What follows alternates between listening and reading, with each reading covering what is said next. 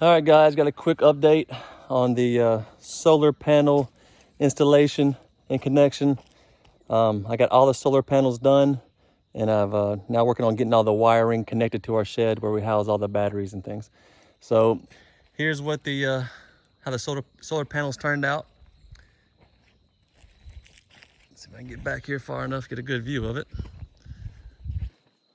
But I got 18 solar panels, and I've got them set up in split into two sets of 9. I got the wiring here. I've looked and looked at the wiring diagrams. I think I got it down, but I'm at a standstill right now because I've dug my trench to the shed. Thank God I have a skid steer for that.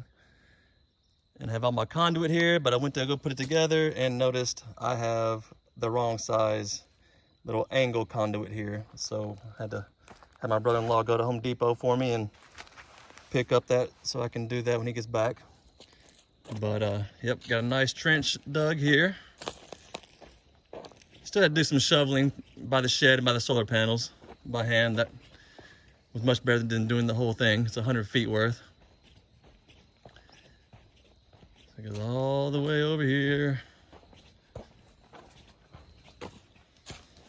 And I've got my hole drilled out for where it comes in. And I got everything set up. Just gotta get ready to wire everything together. So that's the next step once I get the conduit and all the wiring from the solar panels installed into the inverter. So that is next on the list. So until next time, hopefully I'll have a little more progress for you. See ya.